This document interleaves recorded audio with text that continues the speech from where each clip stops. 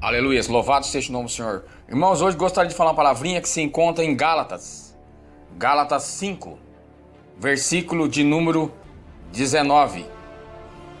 Aqui fala sobre as obras da carne e o fruto do Espírito.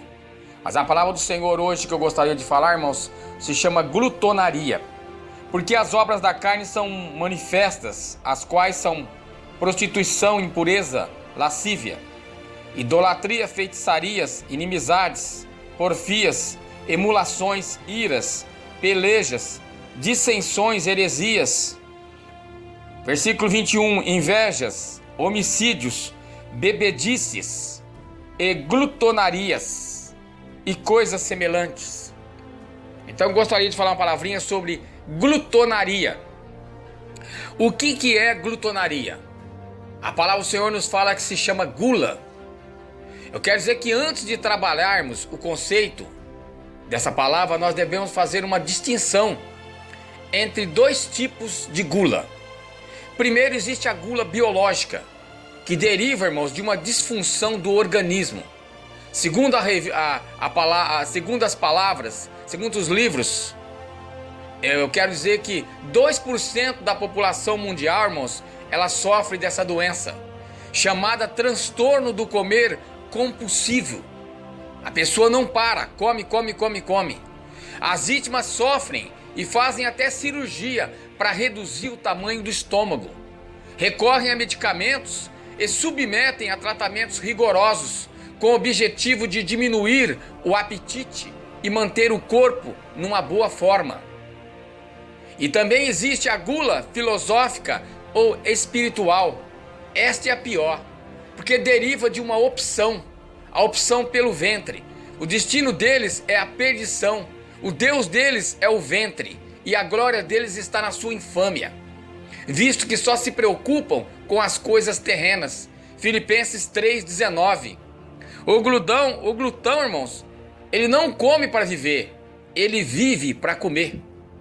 Portanto, o glutão é aquele que coloca o prazer de comer muito acima de qualquer outra coisa. Para o glutão, a vida só tem sentido nos banquetes e festas gastronômicas. O pecado da gula é, portanto, comer sem necessidade, se sentir fome, comer além do limite, compulsivamente. Quer dizer, a boca nervosa.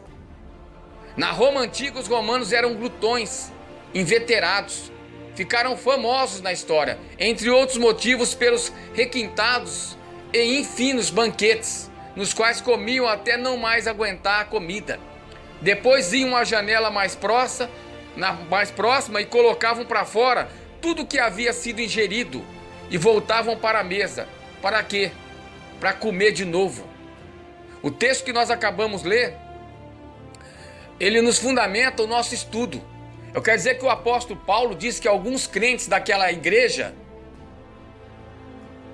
em vez de procurar manter seus apetites físicos sob controle, essas pessoas se entregavam à glutonaria. Mas esmurro o meu corpo e o reduzo à escravidão, para que, tendo pregado a outros, não venha eu mesmo a ser desqualificado. 1 Coríntios 9:27. Eu quero dizer que, com base no ensino bíblico da palavra do Senhor, nós percebemos que a glutonaria é um pecado, por algumas razões, entre as quais podemos destacar. A gula é pecado porque significa idolatria do ventre. O destino deles é a perdição, o Deus deles é o ventre, e a glória deles está na sua infâmia, visto que só se preocupam com as coisas terrenas. Filipenses 3,19. Baseado neste texto, conclui-se que a prática da glutonaria constitui-se em idolatria, pois a comida torna-se um Deus, isto é, a coisa mais importante para a pessoa. O verbo mais conjugado na vida do guloso, irmãos, se chama comer. O estômago é um Deus que precisa ser saciado.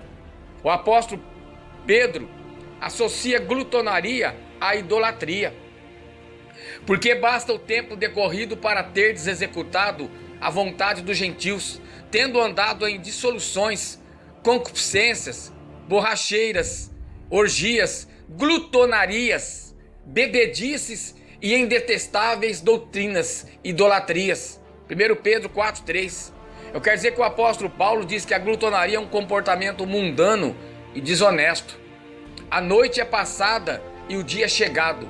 Rejeitemos, pois, as obras das trevas e vistamo-nos nas armas da luz.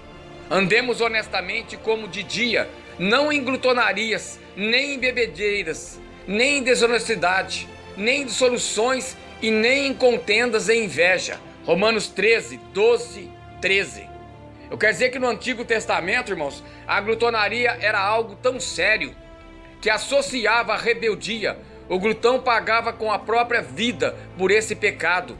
Se alguém tiver um filho contumaz e rebelde, que não obedeça à voz de seu pai e a de sua mãe, e ainda castigado não lhe dá ouvidos, seu pai e sua mãe o pegarão e o levarão aos anciões da cidade à sua porta, e lhes dirão: este nosso filho é rebelde e contumaz, não dá ouvidos à nossa voz, é dissoluto e beberrão. Então todos os homens da sua cidade o apedrejarão até que morra. Assim eliminarás o mal do meio de ti. Todo Israel ouvirá e temerá. Deuteronômio 21, 17 e 18. Eu quero dizer que nenhum cristão está proibido de participar de festas onde há muita comida. O importante é não priorizar essas coisas em detrimentos do reino. O justo tem o bastante, irmãos, para satisfazer o seu apetite, mas o estômago dos perversos passa fome.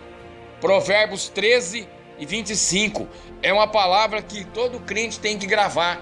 Comer bem não significa comer exageradamente. E perfeitamente possível, irmãos, é perfeitamente possível comer bem aplicando-se à moderação. Os homens de Filipos, os quais o apóstolo Paulo considera como inimigos da cruz de Cristo, versículo 18, a única preocupação deles era com satisfação dos desejos carnais. O seu Deus é o estômago, são glutões. Eu quero dizer que a gula é um perigo porque demonstra um comportamento egoísta. O guloso se farta em suas orgias, enquanto que milhares à sua volta estão morrendo de fome. O rico da parábola contada por Jesus, irmãos, ele era um glutão. Enquanto ele se banqueteava, Lázaro comia o que era jogado no lixo. Lucas 16, 19 e 31. Pense sobre essa palavra. Relembre, na igreja os mais ricos antecipavam as suas ceias, enquanto outros não tinham o que comer e se passavam fome. Porque os comerdes, cada um toma antecipadamente a sua própria ceia. E há quem tenha fome, ao passo que há também quem se embriague. 1 Coríntios 11, 21. Está lá na palavra. O apóstolo Judas denuncia os falsos líderes que assim se comportam, pois comprometem a imagem da igreja. Esses homens são como rochas submersas em vossas festas de fraternidade, banqueteando-se juntos sem qualquer recato. Pastores que a si mesmos se apacentam, nuvens sem água impelidas pelos ventos, árvores em plena estação dos frutos. Destes desprovidos, duplamente mortas e desagarradas. Judas 12.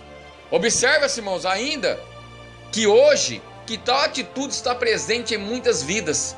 Não são poucos aqueles que comem além do necessário, desperdiçam comida e fecham os olhos para as necessidades dos outros.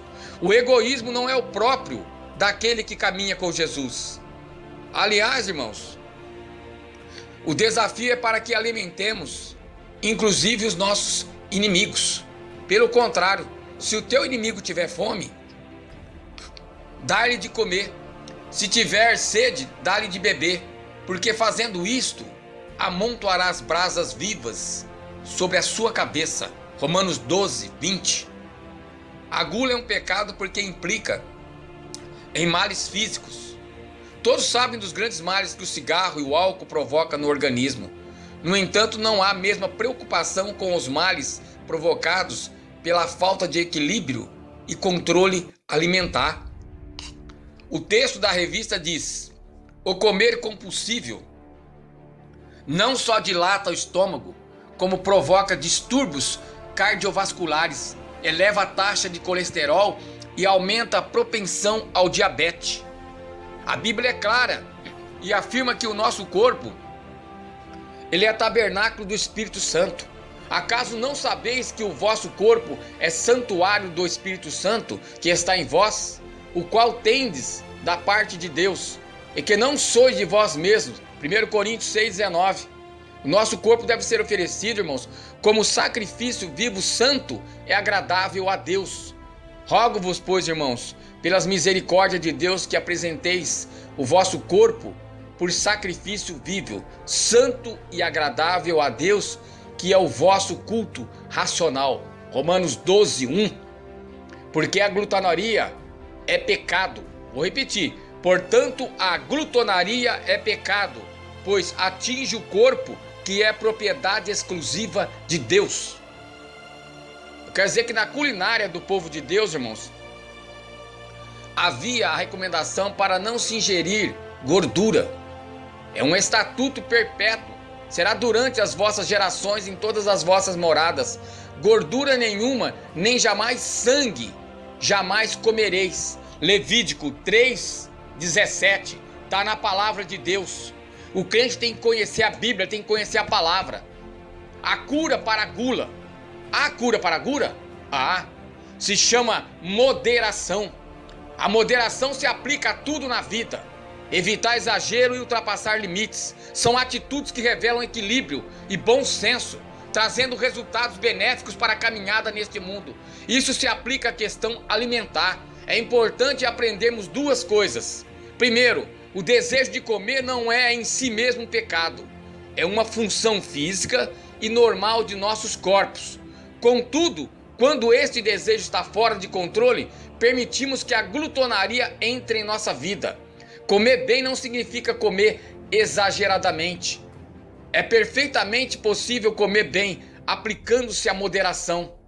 Eu quero dizer, irmãos, que o cristão precisa entender de que consiste o reino de Deus, porque o reino de Deus não é comida e nem bebida, mas justiça e paz e alegria no Espírito Santo. Romanos 14:17. O Senhor Jesus recomenda trabalhar não pela comida que parece, mas pela que subsiste para a vida eterna, a qual o Filho do Homem vos dará, porque Deus, o Pai, confirmou com o seu zelo. João 6:27. Irmãos, põe na guarda, Senhor, a minha boca.